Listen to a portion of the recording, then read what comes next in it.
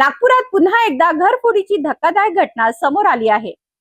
कुटुंब बाहेर गावी गेल्याची संधी साधत अज्ञात चोरट्यांनी बंद घराचे कुलूप तोडले आणि सोने चांदीचे दागिने, रोख रक्कम, लॅपटॉप, कॅमेरा आणि घड्याळ असा तब्बल 1,13,000 रुपयाचा ऐवज लंपास केला। या घटनेमुळे परिसरात भीतीचे वातावरण निर्माण झाले आहे। ही घटना नागपुरातील पारडी पोलीस ठाण्याच्या हद्दीतील बालाजीनगर मोरकरवाडी येथे घडली। फिर्यादी संजय शामराव शेरके हे कुटुंबासह बाहेरगावी गेले असताना अज्ञात चोरट्यांनी त्यांच्या घराच्या मुख्य दरवाजाचे कुलूप तोडून घरात प्रवेश केला। यानंतर चोरट्यांनी बेडरूम मधील कपाट फोडून सोन्याची अंगठी, सोन्याची नथ, चांदीचा कमरपट्टा, चांदीची अंगठी, 50,000 रुपयाची रोख रक्कम, जुना लॅपटॉप, कॅमेरा आणि टायटन कंपनीचे घड्याळ असा मौल्यवान ऐवज चोरून नेला। चोरी झालेल्या मालाची एकूण किंमत सुमारे 1,13,300 रुपये असल्याचे पोलिसांनी सांगितले आहे।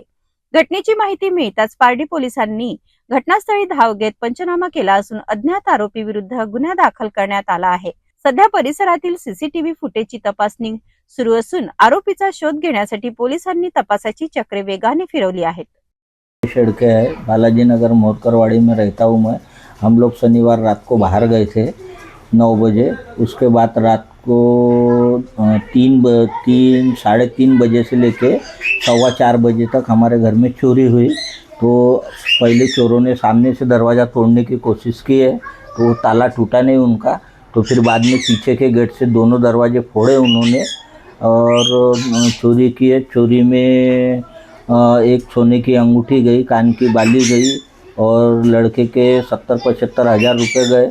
और मेरे रूम का, मेरे बच्ची की डॉक्यूमेंट की बैग चोरी हुई और मेरे लॉकर के पैसे चोरी हुए और कुछ सामान चोरी हुआ बच्चों का।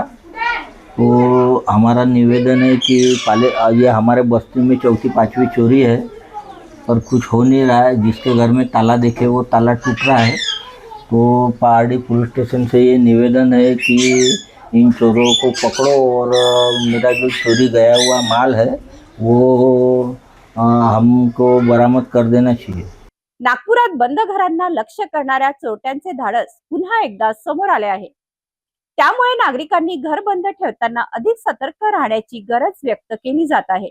या प्रकरणातील आरोपींना पोलीस कधी जेरबंद करतात याकडे आता सर्वांचे लक्ष लागले आहे।